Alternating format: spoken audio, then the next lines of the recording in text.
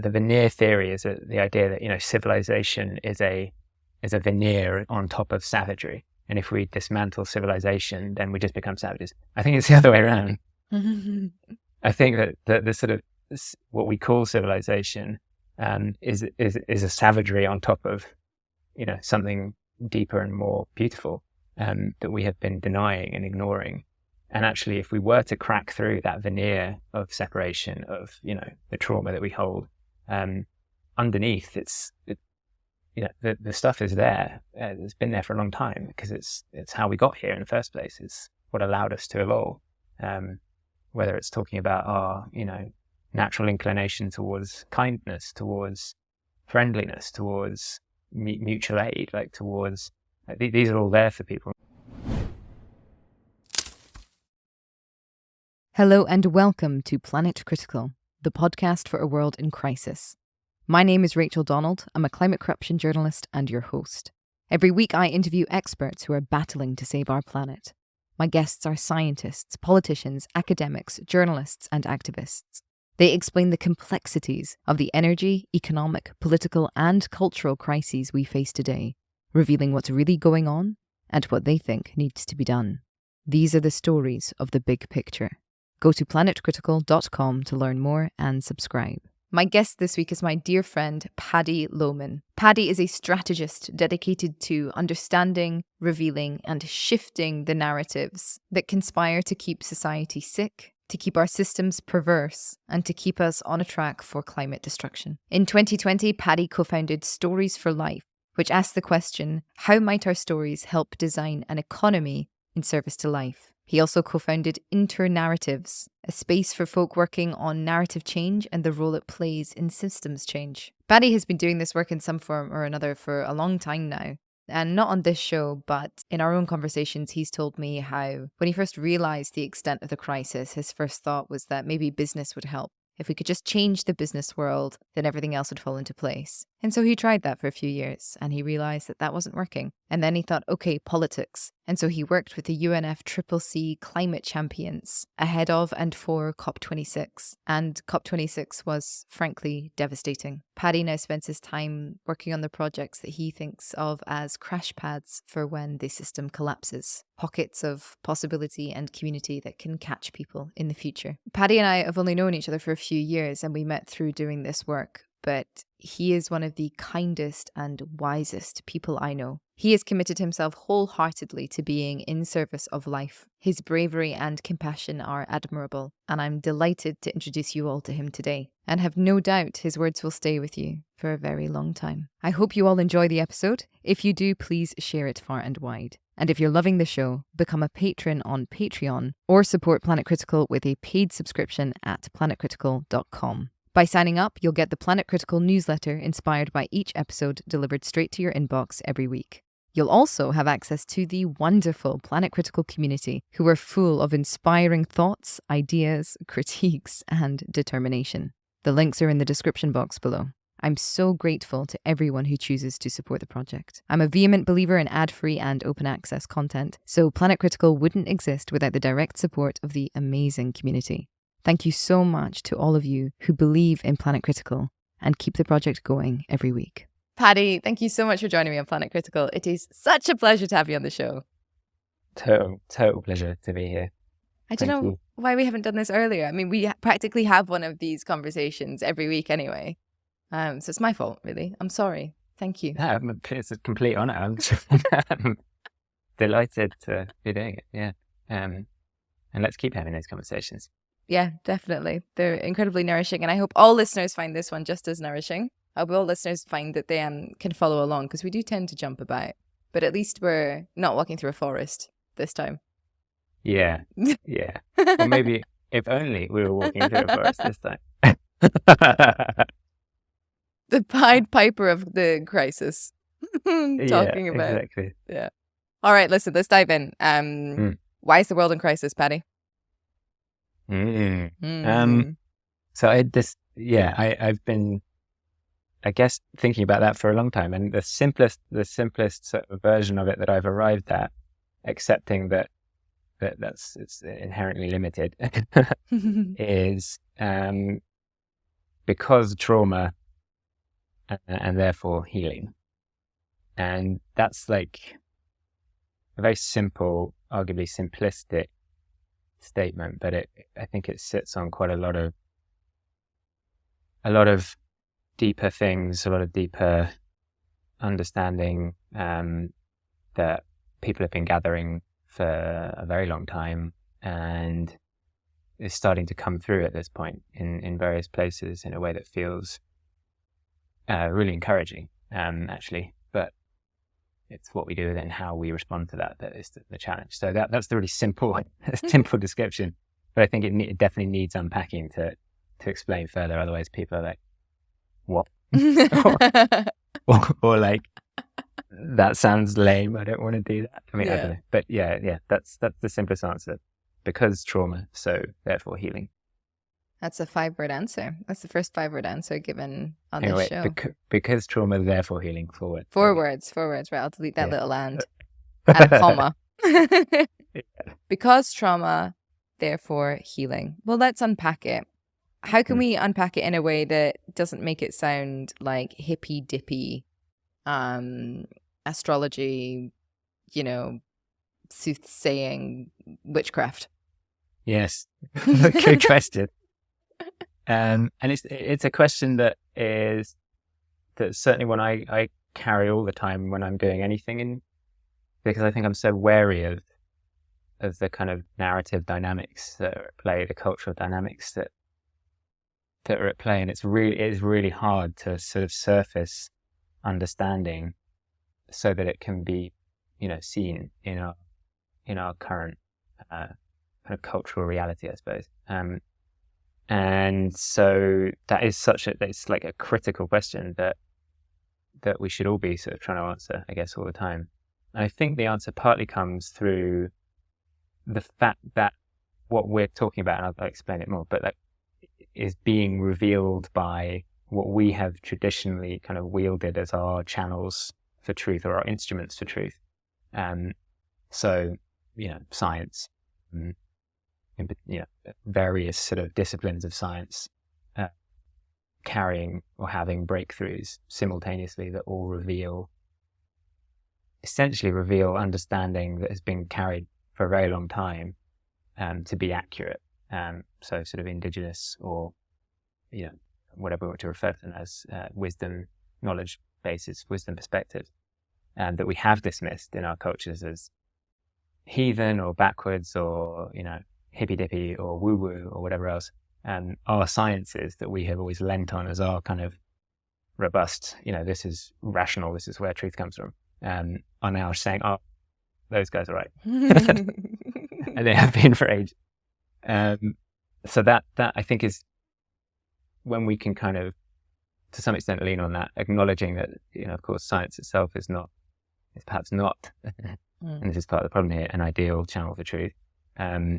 We can at least bring people it's a way of bringing people into the room, where otherwise the door would be, closed in their face because it would say hippy-dippy on the front. So once we're in the room, we can kind of have a more nuanced conversation about science and other knowledge bases and how, we can sense make together through all of that. But yeah, the trauma part, as I have come to understand it, and I think this is a good example of Desmond Tutu's lovely suggestion, which I often refer back to, of when he said at a certain point we need to stop pulling people out of the river and go upstream to find out where we're falling in. And so the trauma point is essentially, I think, as far upstream as it might be possible to get. And when I say trauma, what I'm kind of referring to is what a person called Mickey Kashtan, I think was the first person I heard describe it like this, has described as original trauma. And what she refers to there is a moment in time, or a period in our history, when we essentially began a process of kind of invading each other. And I think her suggestion, if I'm going to kind of simplify probably, or probably miss things, but it is that basically when agriculture was occurring, when we were settling down, having previously been kind of wandering about, we created conditions that led to dangers that we perhaps weren't able to anticipate, whether it was diseases becoming suddenly a problem or suddenly running out of resources in a place that we thought would have kind of the ability to sustain ongoing supply of resources. And that then leading to death, to violence, and then the need to go elsewhere and get other stuff because we'd run out of stuff, or because our people were suffering, or because we'd run out of people and we need to get more people. So some people, and it's not everybody, but some people were experiencing this, and as a result they then go and invade other people to get their stuff, to get their women so that they can have more children, etc. And then that leads to a set of trauma-based responses. The need to accumulate because we need to get stuff because we're running out of ours. The need to dominate, to go to someone else and take their stuff. So the need to control the situation, control the resources out of fear of losing them. And in all of that, the need to separating ourselves from the other that we're having to invade and take the stuff from.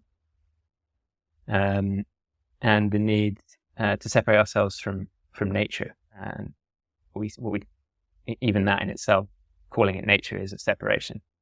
And that all of this I'm talking about here is occurring kind of, I guess, gradually over time. But if we look at that analysis and say, okay, well, we were traumatized. That led us to accumulate, to dominate, to control and exploit, and to separate. And we designed systems based on those things.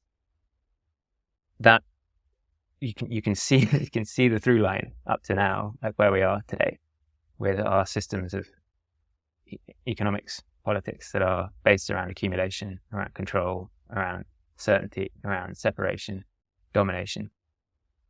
And so the suggestion is, unless we can acknowledge the origins of these systems that we have created, systems which are, of course, then perpetuating further trauma in how we then interact with them and exist within them, we will not be able to then take the necessary step of healing together to be able to get beyond these trauma-based, fear-driven kind of orientations, incentives, and therefore systems. So that the question then, of course, is just how do we do that response? How do we do that healing in a moment where, because of all of those incentives, all those sort of orientations, all those systems we designed around separation and control and domination, accumulation, we exist in a situation where or in a kind of arrangement where it's very difficult for us to coordinate, very difficult for us to collaborate and cooperate, and do the things that we now know from some of the sciences we mentioned earlier were critical to our evolution as a species. So we're sort of, I guess that's the question, is how do we heal, and how do we reorient in that healing our systems towards essentially maintaining life, because or serving life. That's, arguably what we might be here to do, if there is anything for us to do. So yeah, that is for me, based on everything that I've spent all my time kind of trying to understand, that very simple story, and it is simple, and maybe too simple, feels accurate, feels as accurate as maybe it can be. It feels like a useful way, maybe a helpful way of identifying steps that we might then take together to try and get ourselves through this predicament. But as I say, there's a risk in it as a story. Stories can't tell the whole story. What a beautiful line. Stories can't tell the whole story. Mm-hmm. Gabor Matti does quite a lot of work on this. And he definitely comes through the frame. And for anyone listening, Gabor Matti is a medical doctor and an addiction specialist. Originally from Hungary, survived the Nazi invasion in World War II, survived the Holocaust, and then settled in Canada, in Vancouver, I believe. And his frame is that everything is trauma. All autoimmune diseases are originally trauma, addictions all trauma. And he has also done quite a lot of talk on talking about the situation in Israel and Palestine and saying, look, these are trauma responses on both sides. Like this cannot, nothing will be healed until this original trauma is sort of healed. There's also a lot of indigenous wisdom around, you're going to be able to correct me on this, Watiko, yeah. Watiko. And isn't that like, that's just sort of everybody's original trauma, right? Yeah, so I mean, I think how I understand a lot of that analysis, and there are various different, there's also the Indigenous Critique of the 1600s that Graeber and Wenlow talk about in their book, The Dawn of Everything, which is so good, where they, the basic idea is that we had protocols in place in our cultures before we were traumatized that enabled us to identify and work with the natural tendency we have towards narcissism, towards sociopathy, it exists in us as a potential. And they would have protocols in place to deal with that if it emerged in their culture. Like and what? Throwing somebody off a cliff? I mean, kind of. Well, first of all, they had sort of rites of passage, so that, when a young male was reaching age 15, 16, they would go into the woods and spend time by themselves. And they would, as a result of that, be brought into an understanding of their interbeing existence with the rest of, their coexistence. They would come to develop humility, vulnerability, sobriety about their place in the wider thing. And our version of that is we send kids to university to get blind drunk together in a group. So we've lost that. But then also, like, if someone were to sort of, infringe upon the society somehow, if someone were to commit a crime, there would be processes of identifying that, working through it. If they were particularly, problematic, they would be exiled for a period, and maybe they'd come back later. But we lost all of that. Perhaps in the trauma process, we lost touch with these things. And you look at our culture now, we venerate narcissism essentially. We put it in the highest positions of power in the world. Right? So that I think, one way of describing what a lot of, as I understand it, Indigenous critique kind of points at, there was like a Pandora's box type of process happening where we let it out of the box. We lost our protocols for handling ourselves essentially. So Watiko is, I think it's the sort of, it talks about it like a disease, like we are diseased. The hungry ghost. But I think what's interesting in all of these examples, and this is something you and I talk about quite a lot, is like this, the embodied nature of the past versus like the disembodied reality of the present. So it's much, much easier for communities to keep an eye on what is going on and keep an eye on people's behavior, and for the majority to win in consensus against a maladaptive minority when everybody knows each other. Yeah. And when they're embodied in the land, in the places where they live. And this process of like alienation and dispossession, because we've all been dispossessed, right? That's sort of the horrors, I think, that a lot of Western people are kind of, I don't really like to use this terminology, waking up to, because it's a bit condescending, but nonetheless, there's this awareness that the Irish have been shouting about for a very long time, to be fair to them, that we've all been dispossessed from our land, in a sense, and all been dispossessed from our communities. That, coupled with like a population growth and centralized government in order to maintain control and under the illusion to, feed people and make everything work smoothly, only serves to reinforce this message, essentially, that communities fundamentally don't have the right and cannot look after themselves. Yeah. That everything needs to be handed over to this like objective, unbiased system that has been built, as you're saying, on the back of trauma. So it's inherently biased in the same way that ChatGPT is inherently biased because of what it's been fed. And so it would seem to me that the healing process would also be about coming back into community, surely. Absolutely, yeah. And it, and there's so much we can say about that. Yeah. One, and the things around it to do with localism and the risks of that, if we don't also include a kind of globally networked relationship. But maybe that's a tangent, because there's just something in there that's really interesting about the risk of, that's your question about how do we make this not sound woo-woo and hippie. The other question is, how do we make it not sound like, let's all go live in caves again, everybody, and like hair shirts and all that, the sort of natural response of a lot of people who are quite reactionary in the situation, saying like, you just want us to go back in time. And in a funny way, like, yeah, because like back in time, we had our shit together, actually, in ways that we don't. Like, again, the Indigenous critique of particularly like the Wendat people, when they met with the French settlers in the 1600s, they spent a long time with each other, talking, chatting and understanding one another. And at the end of it, the Wendat were like, you guys have got this wrong. Okay. We're quite happy here. We're having a good time. It's lovely. You seem to be really, really not happy. And you're fighting and you're diseased and you're over here trying to nick our shit. And I'm not sure you're doing this right. Yeah. And so there is a dimension to that, and I find it quite funny when people talk about, like, if you have a conservative, conservative interest, an interest to sort of preserve traditions, it's like, how far back are you willing to go? Because actually, and there is, there's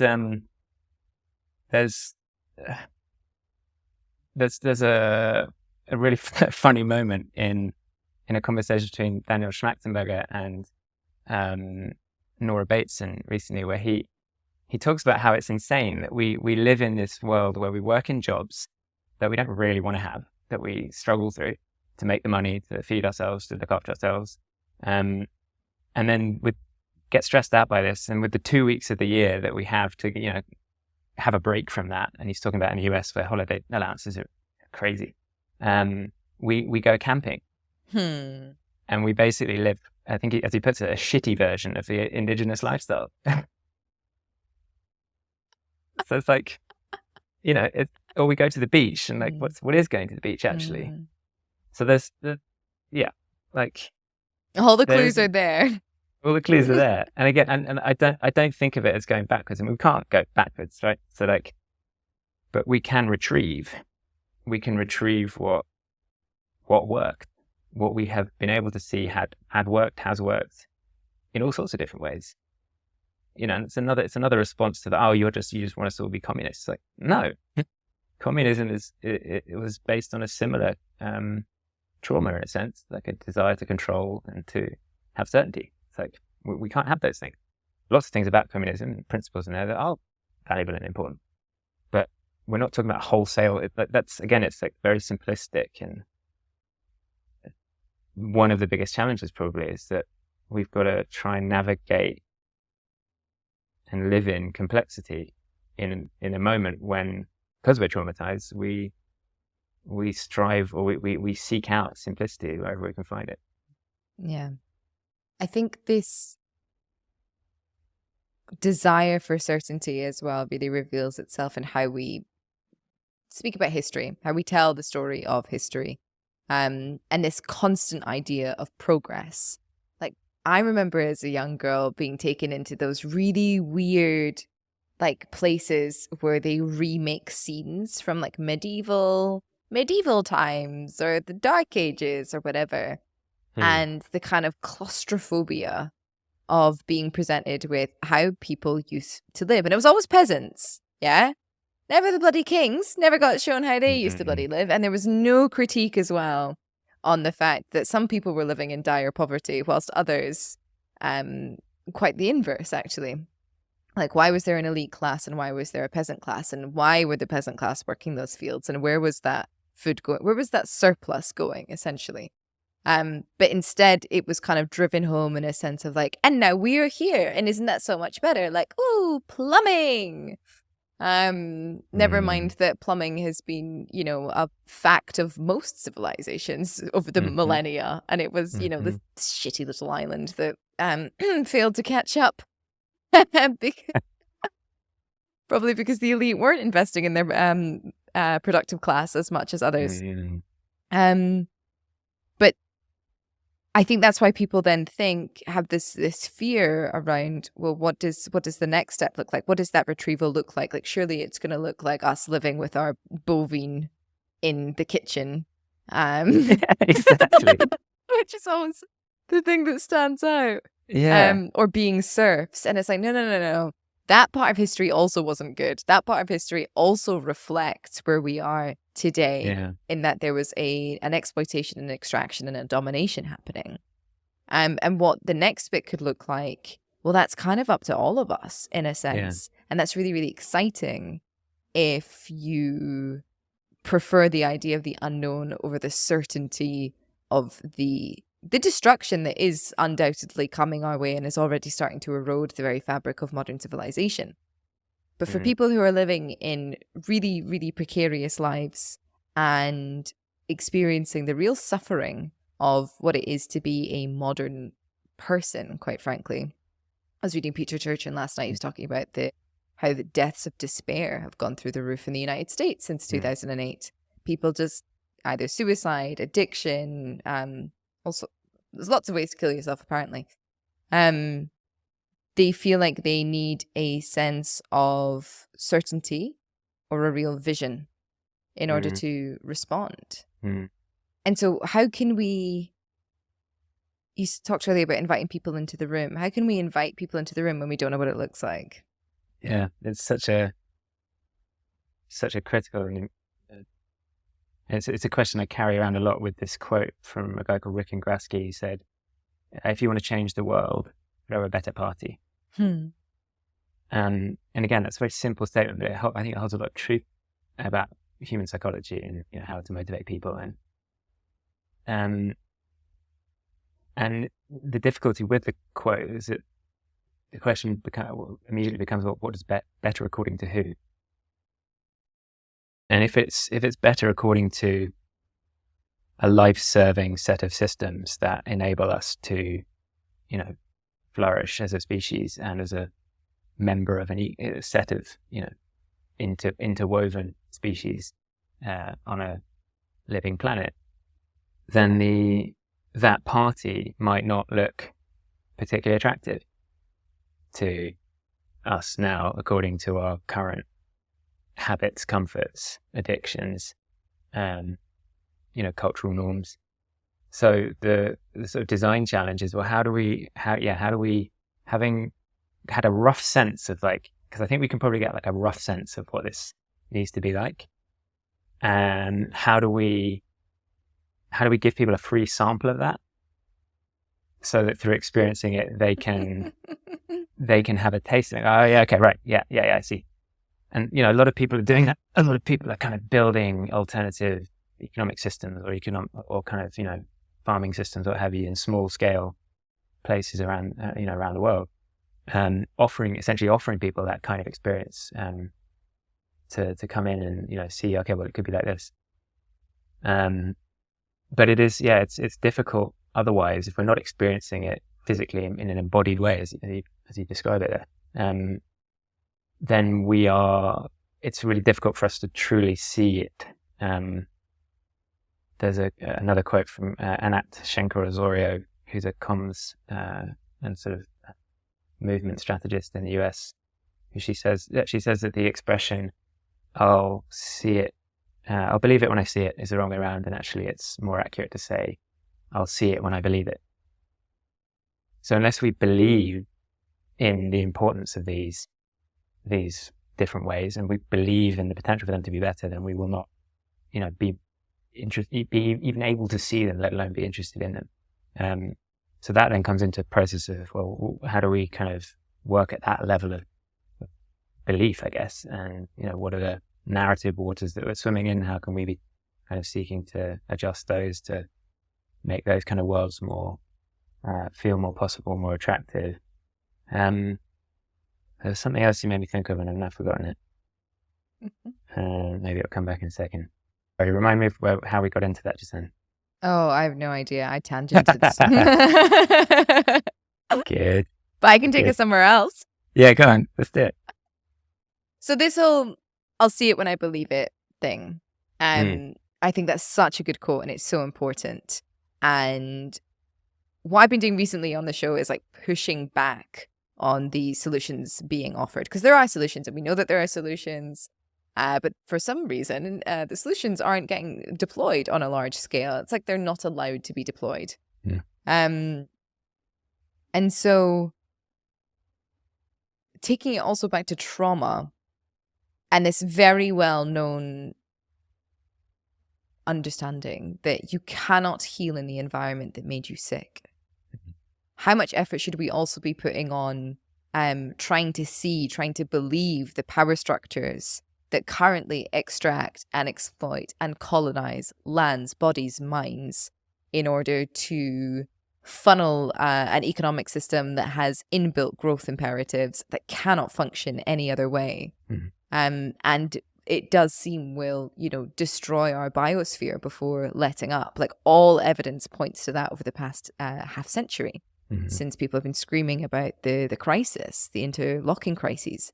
So rather than also just throwing a better party, should we also be focusing on trying to say to people, this party sucks? Like, this isn't a party, this is a killing field. Yeah. I mean, 100%. I think that better is obviously a relative term. So like there's, in order for us to be able to understand it's better, we have to be able to understand why that would be attractive, but we also have to understand better than, this and like this. I think most people are kind of there, like if they really pay attention to how they're feeling.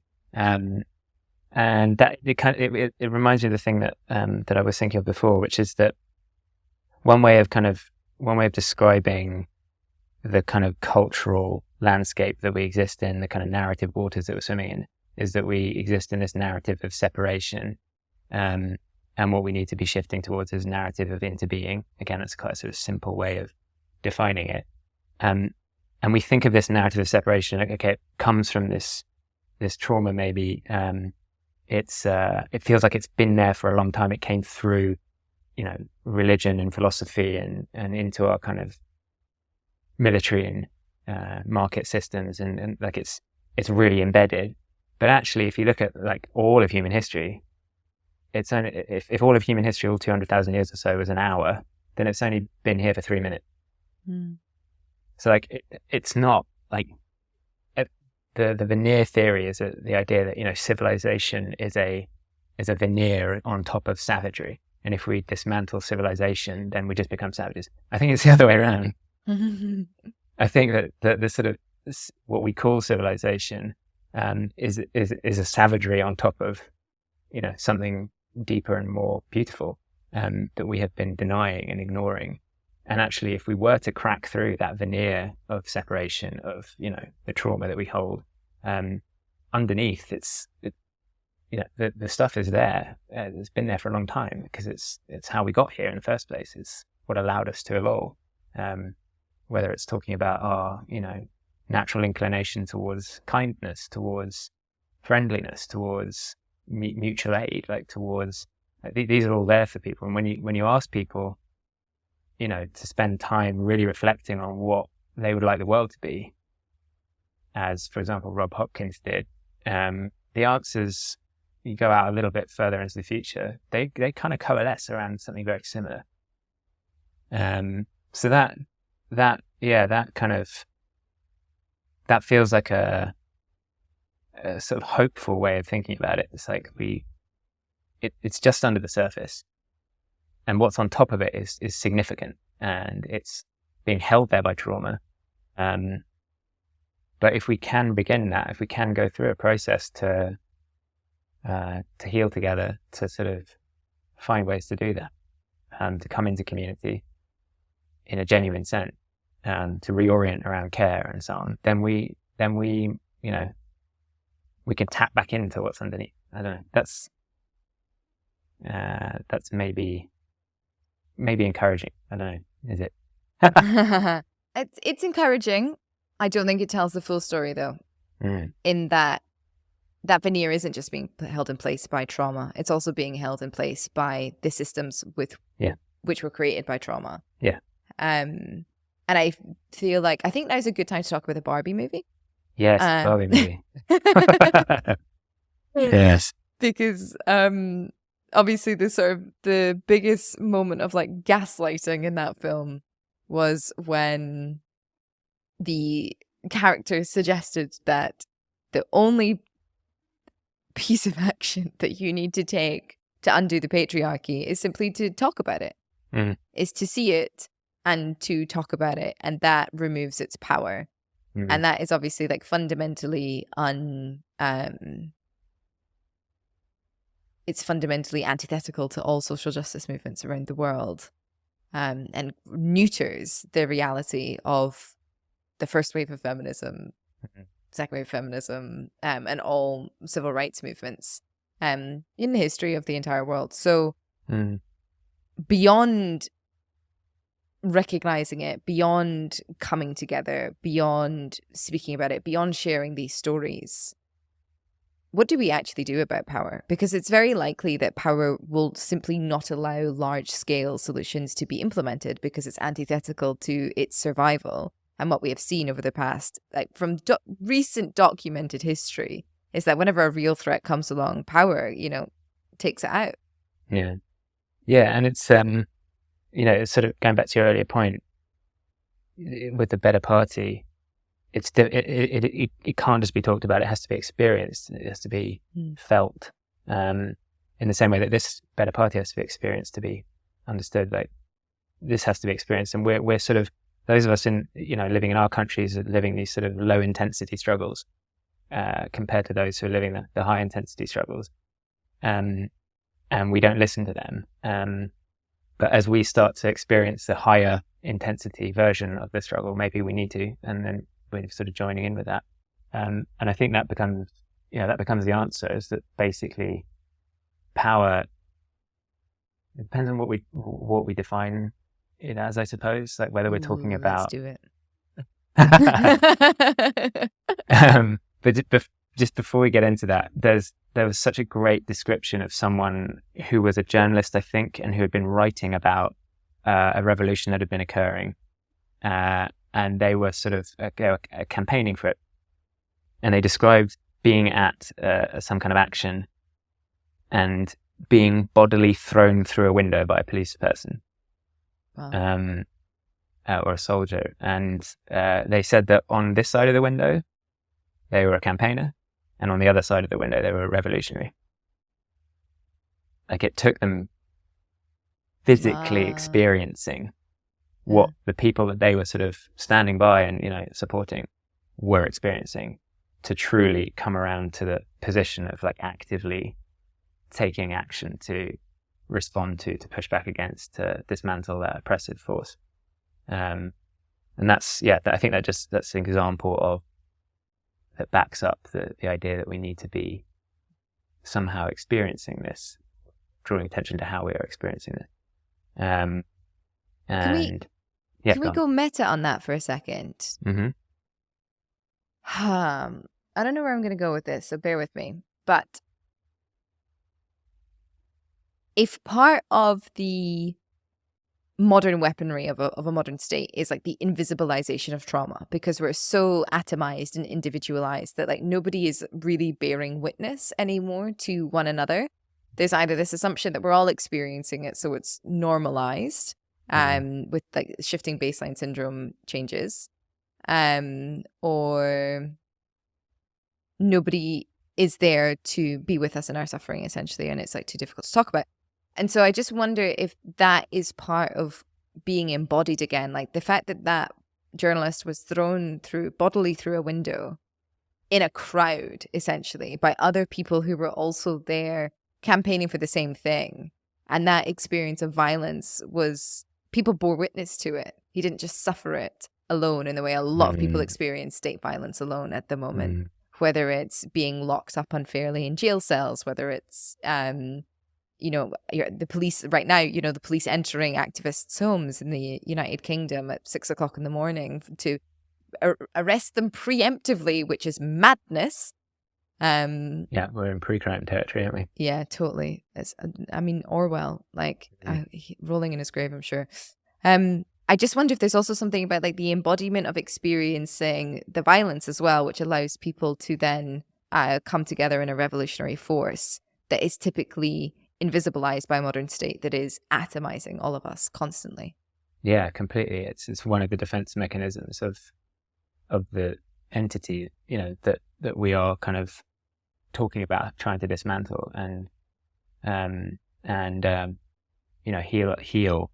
Because I think that's, I think it was James Bridle who suggested that we have a fear of general AI, i.e. a sort of self-perpetuating, self-defending entity that doesn't carry human needs as its priority, and so may destroy us all.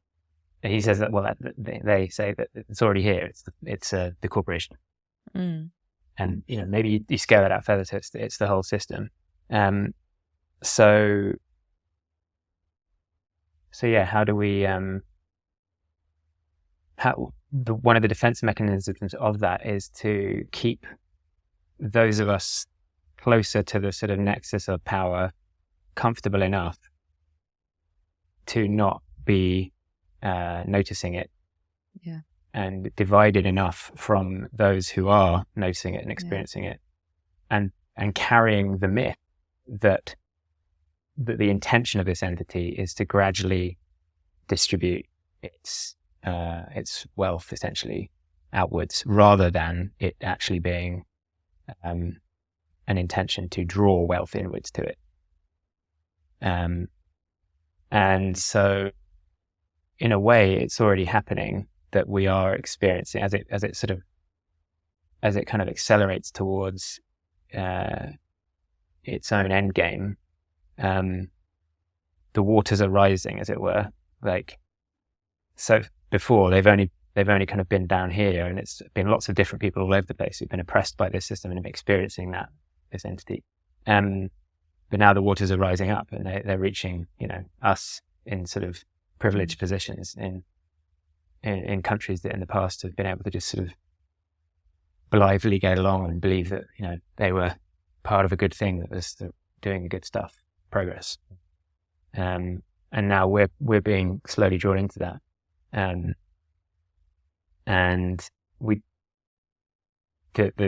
I think the need is to turn to those who've been underwater for longer and go, sorry.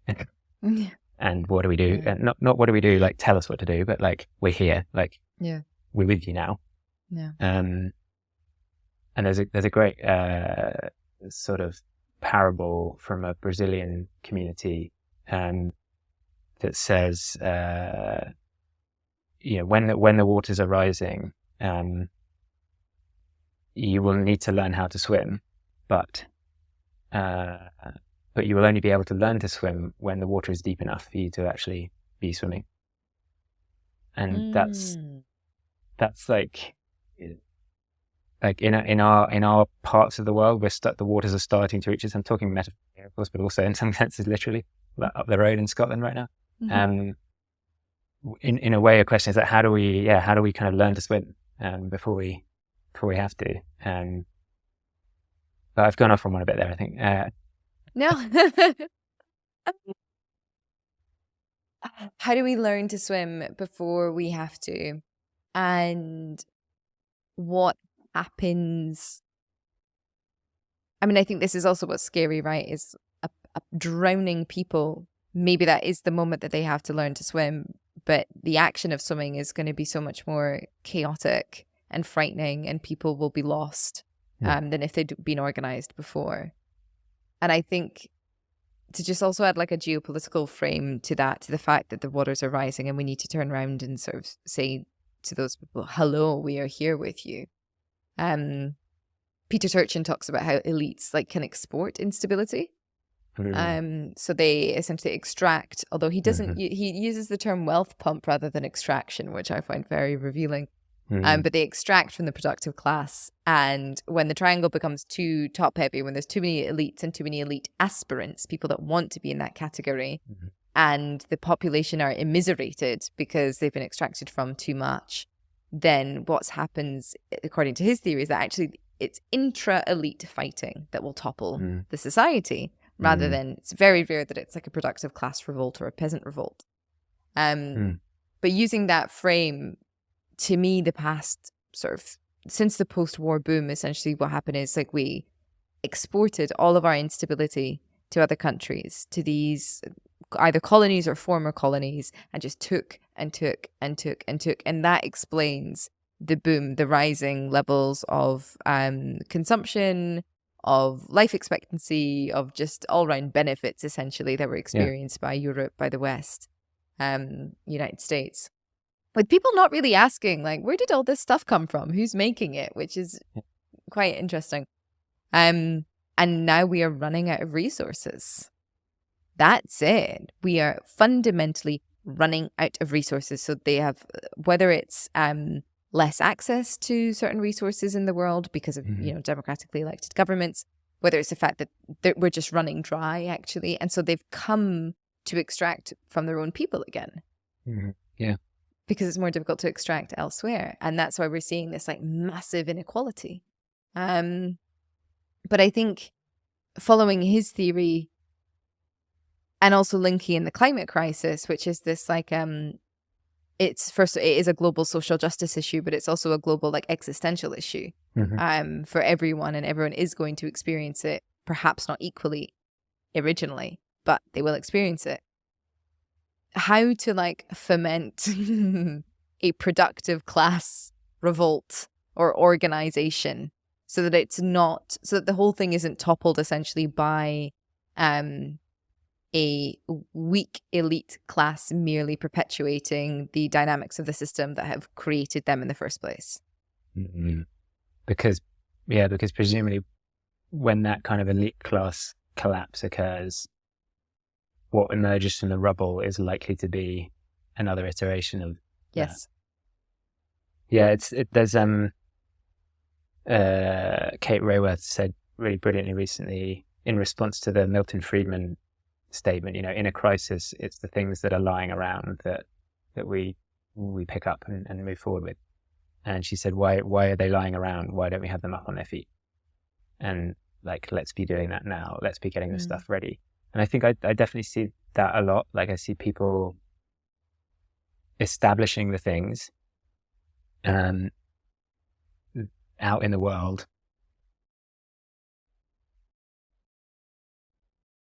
anticipating the failure of this current system, set of systems, power structure, and basically being ready as like the cushion for that collapse.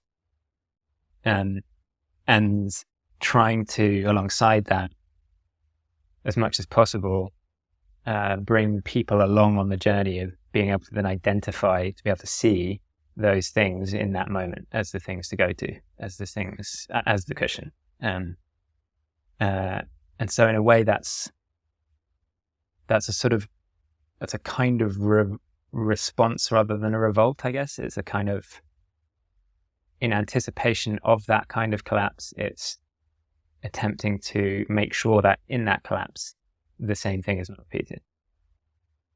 And that may be all we can manage. But what could happen, to your question, what would it look like if we had, people around the world truly coming together to stand against that power, to recognize that power is not a zero-sum game, that the power that the people we think of as powerful have, to a large extent, not completely obviously, but at least to some extent, is sort of power that we give them. What could happen with that? What would that look like? How effective could that be in that thing then not collapsing kind of catastrophically, but instead being kind of gently laid to rest? And then, hospice, as it were, to allow for the birth of the next thing to follow. How aggressive would that have to be? What kind of oppositional kind of energy would that necessitate? I worry about this descent into fascism that we're experiencing, and the fact that it doesn't really seem to be noticed. Like, I keep having these moments of derealization when I'm in the UK, walking around, being like, is this what Germany was like? But just before or like on Hitler's rise, when there were already Nazis and they were sending out pamphlets, and were people just going about, I know they were suffering after World War I, but were they just sort of still going about their lives, sort of incapable of imagining that this thing would become real? So I worry about in the same way that, like, yes, we give power also, because of the amount that we give of power also gives us space to experiment and to try and to do whatever. And I just worry that this belief that what will emerge out of the rubble will be these like cushions rather than armies, to try and quell a revolting population or an angry population. I worry that that's a more likely outcome, and that we're not prepared for that at all. Although I have noticed that, like, the messaging has suddenly changed from, Greta, for example, when she was occupying sort of the fossil fuel JP Morgan in London. I mean, that was all like, the elites aren't going to do anything, we have to get organized, yet stark difference to a couple of years ago. So there does seem to be something bubbling within the activist movement, this awareness of, like, we are going to have to get organized collectively to go up against and start doing things ourselves, it seems. Yeah. These institutions and these powers that we have expected to be there for us are not, and that's evident. And there's so many precedents for that in recent time that we can very easily point out and say, see, they're not. And so, although it's difficult because we have lived in such a consumer, someone else will fix it for me for free kind of mode. The renewal of the retrieval of agency seems to be occurring, at least in the rhetoric and some of the behavior. If that can happen at spread, and that could be really powerful as an antidote to the fascism tendency, which of course is all about, like, giving the power away to someone who's going to look after you and protect you. So if in a way that's like a really powerful, sort of narrative thoughts, like we need to reinforce that reality, the story of that it's on us, and it is us together who will find a way through this predicament, and that these powers do not serve us. They're not interested in us, and the entity that they are agents of is not interested in us. And if we can come in to realize that, that could be very, very powerful, and again, an antidote perhaps to the fascism that's bubbling. Because I don't know about you, but I see the sort of fascism signals. I don't know how many of them come from really come from people. Go on. Well, how many of them are sort of, like there's a thing in the UK called the New Culture Forum, for example, which is a small group. Do you know that, the New Culture Forum? Mm-mm. It's like a small group that gathers and basically tells everybody or tries to sort of build the narrative that it's the immigrants that are the problem, and that's the biggest threat, and woke culture is an existential risk to humanity and this kind of thing. And there's not many of them. They're like teeny tiny. The fact that through the channels of communication they might have quite a lot of reach is genuinely concerning. But if we go and speak to most people on the ground, where are they at? I don't know. I would expect that there's more potential there for the kind of thing we're talking about there to have soil for it than what this New Culture Forum and others like it are trying to sort of get to happen. I think it comes back to a question of certainty again.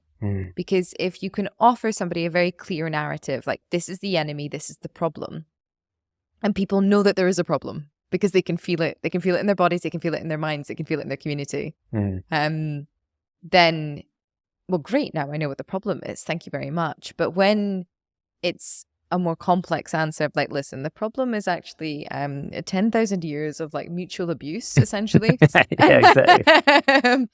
It's patriarchy, but it's not about men.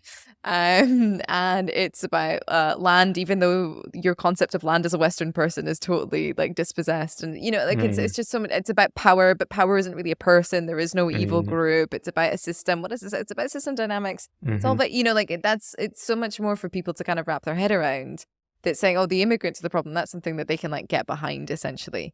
Like there has to be there already has to be a healing process. I was thinking about this when you were talking, to come into agency. Yeah.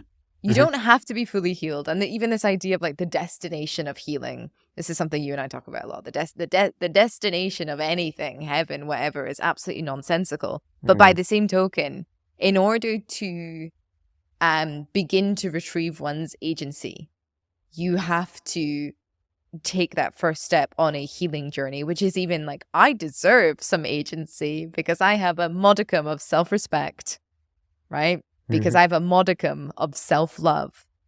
And that is it. That's where healing begins. But I don't know, how do you offer like the space for, how do you I don't know, because that thing of like you can't get well in the environment that made you sick. Yeah. But you have to have enough agency to like pick yourself up and leave the environment that made you sick. Like that's what I mean in the first step of the healing journey. But when it feels like there's nowhere to go, I don't know. No, it's such a good question. And, you know, it's why things like people encouraging us to switch off from social media are sort of steps in that direction.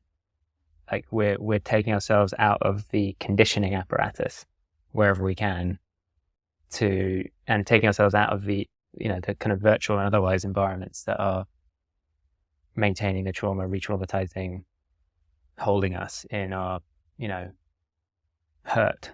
But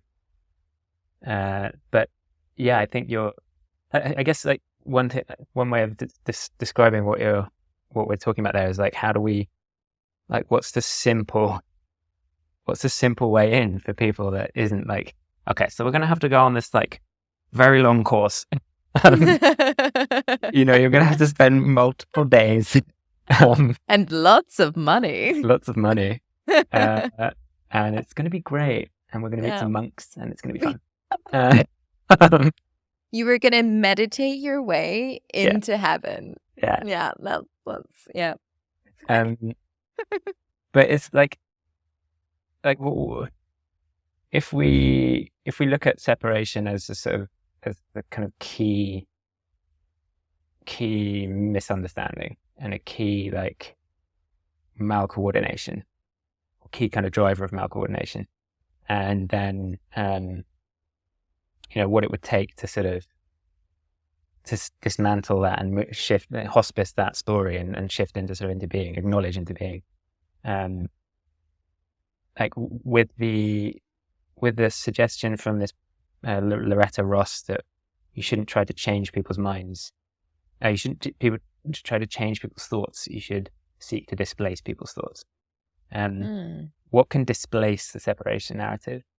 Well, if the separation narrative is kind of oriented around being able to think of nature as a thing in itself, as separate to us, therefore, and, you know, be able to control it. If we can encourage a connection with that wider, more than human world that we are coexisting with, and it's only possible to exist in coexistence with, then we could be disturbing that, displacing that narrative. So one like really simple answer is like encourage awe wherever we can, whether it's in stories or in, you know, experiences that we encourage people to have, or wherever it's possible to, or for, you know, the more than human world and our place within it. And maybe the route to that is through the cell, because, you know, so often the story about we need to love nature, like go hug a tree, put a thumbs up on this poor polar bear. It's like, that's treating nature as our garden. Nature's not our garden. It's not even our house. It's us, right? So like, how can we, if we are in a culture of self-orientation and self-interest, maybe that's where we need to begin with, as you said, like self-love, loving the self, and then beginning to recognize that the self is well beyond what we consider it. So if we can expand the understanding of the self to recognize that the self is, well into the more than human world as a thing to try and define, then we can encourage a love for that, desire to protect that. Therefore, we can support things like, ecocide law, which literally throws a massive spanner in capitalism because it reveals the true cost dynamics that fossil fuels and the entire system depend on obfuscating, so that we can, move forwards away from that system.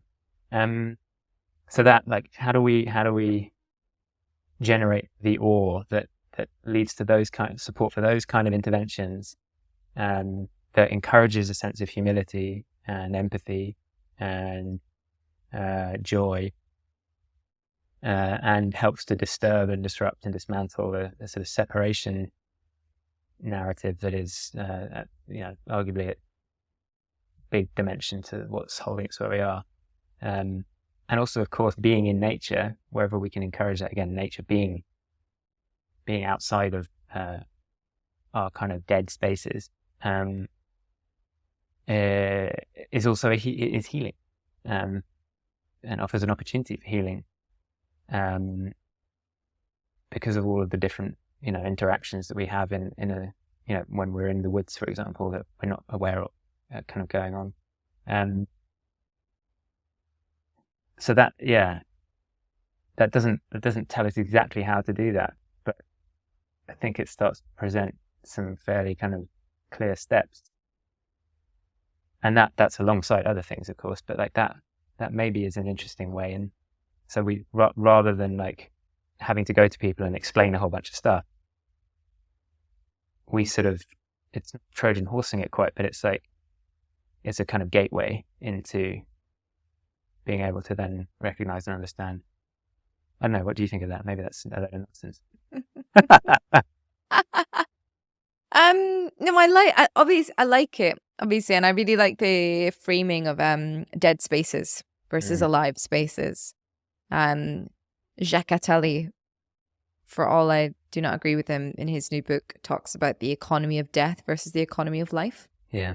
And I think that is a very helpful binary, actually, probably the only helpful binary. Yeah. Life and death. So I like that framing. I guess I'm in my these past few months, I think, since Papua New Guinea, I am very much in my pushing back phase of like, yes, but like, we've had those kinds of traditions around the world. We have indigenous wisdom. We have had indigenous wisdom. Even look at the Empire of China. Whilst being an empire, still was infused with this like Taoism, which is a very interesting philosophy that's about the big picture and goes beyond binaries and is much more about embedding people within nature and within sort of the oneness of the world and all of this kind of stuff. And yet, for whatever reason, this like sociopathic, narcissistic society wins out. It beats every time, almost. And the countries that are now geopolitically coming up in the arena, like China as the next superpower, have abandoned that which Chinese philosophy was built upon for thousands of years in order to play at this game, in order to become a superpower. So I think if we're talking about, civilization collapsing and what could come out of the rubble, like what could wiggle out between the cracks, then I think lots of amazing things, because humanity has a tendency to diversely organize in a way that reflects these kinds of universal values. It's beautiful. But what do we also do about the fact that that may not be allowed?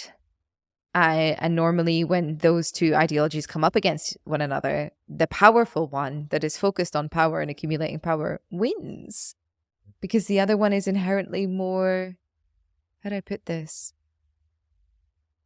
prone to life and decay. And it's like it's just got stuck in a decay cycle. Like that's what this system does. It ekes the life out of things.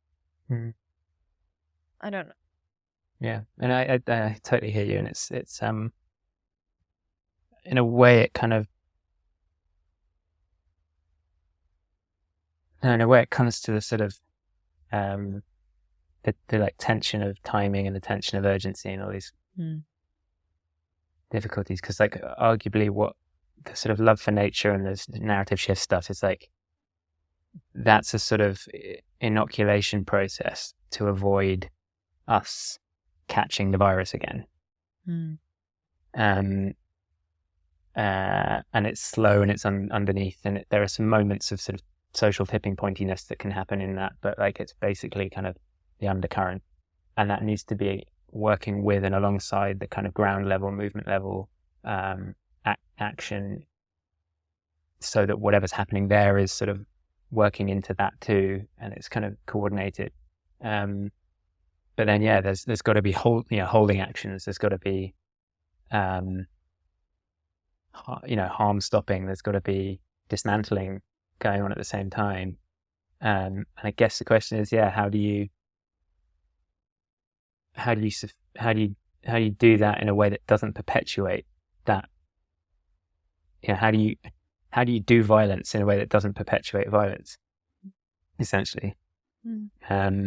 And do so, and this is probably one of the biggest challenges with the narrative thing is, how do you reach people when the channels to do so are completely captured? When the thing about the Barbie movie that's like terrifying is that is I had conversations with feminists, like, oh yeah, it's great, it's brilliant. What? And they loved it. And when asked like what they loved about it, the explanation they gave for loving it, which was had a sort of element of defensiveness in it, was literally like the marketing bullet points for the film. Like you can imagine in the deck, and it was like it's an extraordinary coup that was pulled off with that. Yeah. And the marketing budget was much bigger than the film's budget and all the rest. And we're talking, there's the AI dilemma flagging of the risk of alpha persuade as a sort of potential. What's that? So the AlphaGo, when they trained the machine learning system to learn how to play the game Go, and then eventually chess, and then eventually like quite complex, online strategy games. They were initially like, okay, well, we'll see how this thing can get on. Maybe eventually it will be able to play against the human. And then like quite quickly it kind of beat the human, and they were like, shit. And the point with alpha persuade is it's like, okay, so we can know how to persuade people. The Barbie movie is an extraordinary demonstration of our ability to understand human psychology to the extent that we can manipulate it and control how people think of it. And if you throw an AI into that, a system that can learn how to do that better than we can, and that's assuming that it would have the capacity to understand us, that would require us having to understand us sufficiently in the first place to input into it, I guess. But then that becomes a tool in a situation that is like very hard to defend against and to inoculate against. And that's when, one answer to the how do you stop this is like, you kind of have to, maybe you do have to bring down some of the kind of channels themselves. Like if they're going to continue to essentially propagandize in that sense for the continuation of the existing set of systems. Because obviously the interesting problem is that we have these tools and they would be enormously effective if they weren't perversely incentivized, to sort of sow division and hate and the rest in order to create profit. If instead they were incentivized to serve life, to encourage coordination, they'd be enormously powerful. Like, what best things we've ever created on that. So the question is, do you just destroy the channels and therefore remove the possibility of them being able to set in that way, or do you, completely alter the incentives so that those things can exist in a, kind of pro-life sense, not pro-life, in a pro-serving life sense. Yeah. I've been thinking past few days, I was like trying to imagine what a global constitution would look like. Like if we managed to take the fuel out and sort of get rid of, the I'm going to use a value judgment, but the bad stuff. What would a global constitution look like that would like enshrine the rights of nature, essentially put into writing all of this stuff that we've been talking about our relationship as well to the world, our relationship to one another, et cetera, how to live in balance with the biosphere. And then I was thinking, okay, and how do you write it in a way that if things get bad again, you can change it? Like if things become perverse again over time, you can change it, but people can't change it. People can't make things perverse in order to change it, or people can't use that preemptively to change. Do you know what? It's just like, there just seems to be this kind of, and perhaps I'm thinking about it only within this paradigm of like, 10,000 years of this particular culture and, 2,000 years specifically of Western culture. But it does seem hard to imagine a world in which we build things and they are just used for good. Yeah. But I guess, you're asking that question, like, what protocols do we have in place that don't become like fascistic, control mechanisms to guard against that potential for bad stuff? Yeah, I think it's embodiment again, maybe, because even if you think about war and the way that wars are fought today, and it's the way that wars are fought today, this scale of destruction, and when I say today, I do mean, the last world wars as well, the scale of destruction is enormous. The loss of human life and other lives, unforgivable. And fine well that it's only happening because the guys giving the orders are nowhere near the battlefront. There's this separation that allows us as well to take decisions that place us in the position of gods because we're not down in the mud with the other men. And so if we were so embodied that, like, your Elon Musks and your Jeff Bezoses, if they got a little bit too out of hand, they weren't protected in their, Hollywood Hills compounds, but living with the rest of the community that could take them outside, take them around the back and be like, you know what, mate? Maybe that's enough. Yeah? Maybe let us unionize, have mate. a little sit down, shall we? Yeah, let's have a chat, Jeff. Let's have a... Maybe if these people couldn't hire private security guards to keep the unhappy masses away from them, they wouldn't do bad things.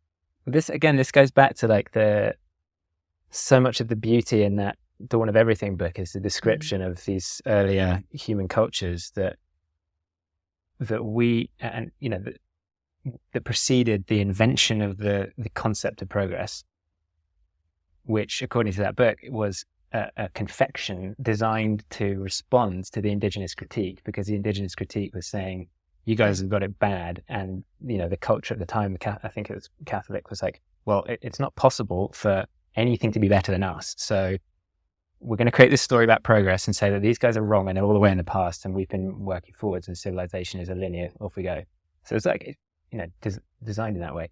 But they had these communities had these kind of constantly adjusting political cultures, where it was like, for some of the year it would be kind of patriarchal, for some of the year it would be matriarchal, for some of the year there would be like a very clear sort of single authority figure, for some of the year it would be very kind of distributed leadership, and it was responsive to the cycles and the way that the world was working around them.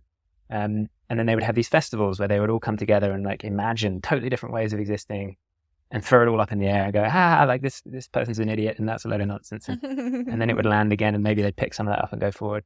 And no one ever had like the ability to sort of become powerful and stay that way. Like it was all done on the basis of, they have our permission. And that's what we've completely lost, right? There's like, these people do not have our permission. I mean, they still, like at all. So yeah, how do we get that back? Like, there's something. Sorry, Paddy. Well, just there's something interesting around institutions there, right?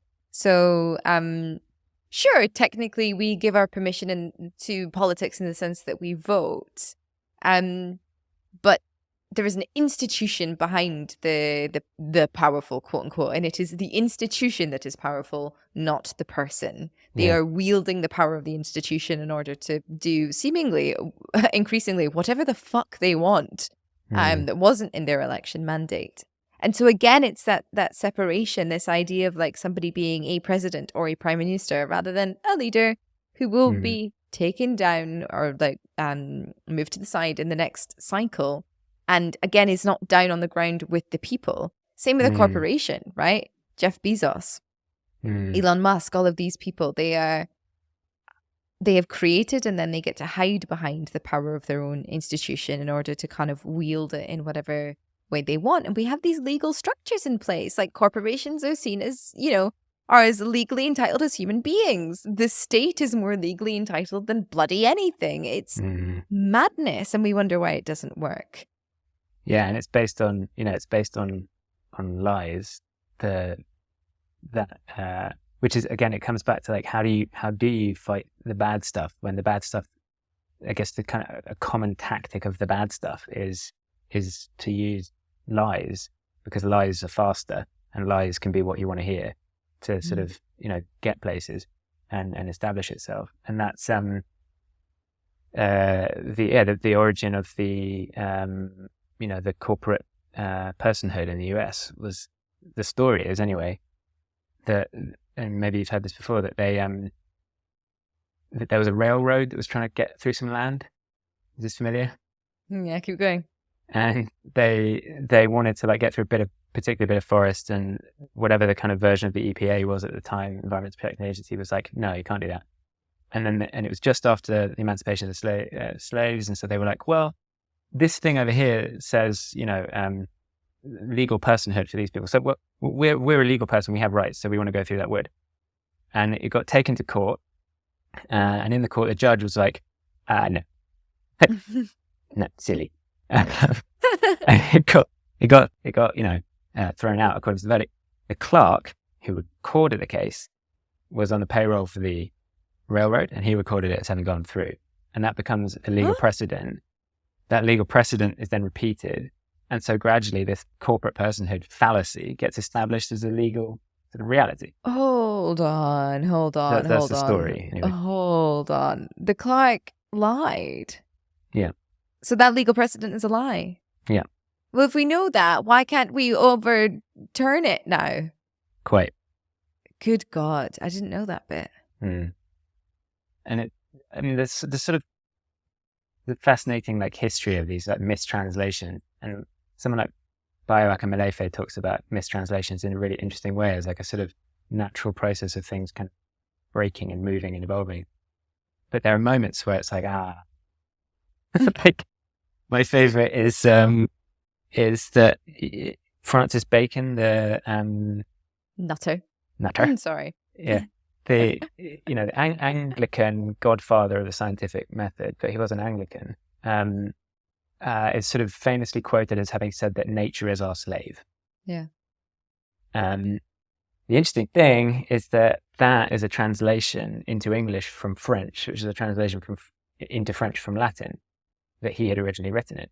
And the translation was done by French Enlightenment thinkers who had taken the ideas of the Wendat people from that original encounter that were focused on liberty and fraternity and equality, stripped all the spiritual, more than human orientation stuff out of it, because that was their orientation at the time, anti sort of spiritual, secular, so on, and then translated Bacon's words with that mindset, And so they had translated the Latin for, it was like tortura or something like that, I can't remember the word, into torture and into slavery, therefore. But if you look at Bacon's language in the context of him as an Anglican and in his own interests at the time, what's much more likely is that what he was saying, he was using that word tortura in the sense of tauntaining. And of course, in torture, you sometimes taunton people and, Oh, bloody hell. Yeah. So like this was, you can see how the French made that translation, but what's more likely is he was saying our relationship with nature is not slavery. It's a taunting like an instrument. Therefore, we need to live in tune with nature. Are we sure?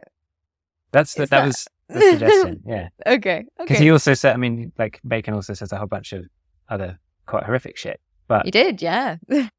but like that particular idea, which is so present, and it's not just come from him, obviously, but it's so present in our, treatment of the more than human world in the way that we, literally lock it up in cages and enslave it for our bidding. Like that's to serve us. It's interesting to wonder, like, had that not been translated in that way, like could things have been slightly different, maybe? Absolutely. Possibly not, because of so many other factors, but yeah. Also the Darwin thing, right? Yeah. Like this theory of survival of the fittest and competition, which is like one theory of evolution. Other theories of evolution are about collaboration and cooperation and ecosystems. And if that had come out, or even the whole chimp versus bonobo. Yeah, exactly. You know, maybe we'd all be living like the 1960s hippies. Yeah. Yeah, well, because with Darwin, it was that he'd said survival of the fittest twice, isn't it, or something in his book? And like the first time was in the text and the second time was in a footnote saying this isn't quite the right statement. And then he'd used the word love 86 times, like throughout his text. And like that wasn't, there you go. Again, believe it, see it. Like they didn't Yeah. So yeah, it's I mean, this is why history and science must not ever be written just by the winning side, because everything is only ever written in the frame that allows you to perpetuate or justify your inherent superiority.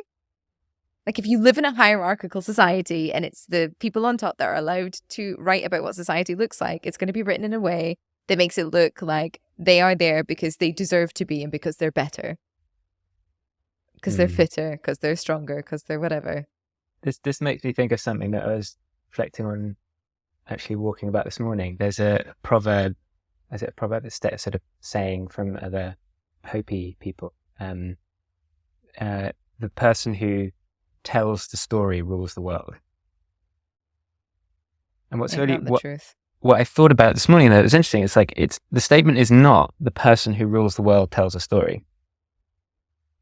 Yeah.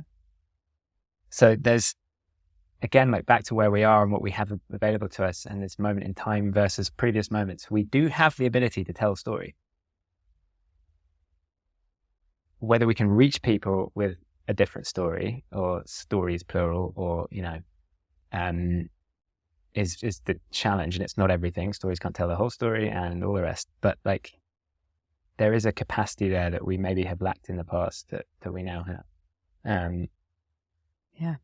To be able to work with, but I'm conscious of time, but this, the point about agency again, that's so interesting here is like, there's a thing called systems justification theory, which I think is basically a kind of version of Stockholm syndrome almost, where basically like we've given away our agency, right? We've disenfranchised ourselves over the course of 200 years or so. So that we're not, we don't really have like democratic power at all. It's a bit of a facade. But to acknowledge that we essentially have given away our power and don't have agency or sort of forgotten our power, comes with indignity. And we don't really want to have to face that. So rather than accept the indignity of having given away our agency or forgotten our agency, we sort of give a thumbs up to the system instead. Mm-hmm. So the question of like, in order to reclaim our agency, how do we provide dignity in that process in order to prevent the system's justification? that's an interesting design challenge. That's really interesting. And that, again, also comes back to healing, right? Yeah. And bravery. Bravery to say, I allowed myself to be treated in this way, which is very different to the kind of like victimization. And I mean that in the most loving way possible, that kind of came out of like social justice and postmodernism, which is that we're all victims of state, and yes, we are all, but on some level we allowed it as well. Yeah. And I think that accountability for the lack of self-respect and the accountability for our role in the perpetuation of a global system of colonization, exploitation, extraction, all these things, like that is now what we're facing. It's can we be brave enough to face reality in order to make it in a new image? Yeah. And to have the humility and vulnerability that bravery demands. Yeah. Not just from the people up here. Well, exactly. Yeah. And it's that humility and bravery and vulnerability which would ensure that reality made in a new image would be made in the collective image, not in the image of the few. Exactly. Oh, right. Well, we've cracked it. I guess I can let you go then. Good. Jobs are good one for a Friday. Yeah. Go into the weekend feeling very good about ourselves. It's all done. My final question for you, of course, is who would you like to platform? So many people. I think the person that first came to mind, I think, is someone you're already talking to, which is Vanessa Andriotti, who wrote Hospicing Modernity, and has a perspective that is just so vital in this moment, I would say. But I do wonder if it would be interesting to talk to Mickey Kashtan, who wrote the piece that contained the original trauma concept. Yeah. The piece is called A Love Letter to My Brothers, and is sort of facing into patriarchy, where that comes from, how we respond to it. But I've got like a whole list. I could go on. I mean, Amitav Ghosh would be amazing as well. But his book, The Nutmeg Test, has been so useful, particularly with what's going on right now, in understanding the relationship between war and power and capitalism, and our systems that we have and the history we're dealing with. So that's just there's more, but I hope that's good for now. That is, Paddy. Thank you so much. Thank you. Such a joy. Such a joy. If you want to learn more, I've put links to everything in the description box below. Remember to subscribe to the channel if you're new here, and share the episode if you enjoyed it. To support the show, subscribe at planetcritical.com, where you can read the weekly newsletter inspired by each interview. You can also become a Planet Critical patron. All links are in the description box below. As always, my deepest thanks to that community. Planet Critical wouldn't exist without your support. Thank you everyone for listening and for coming on this journey together.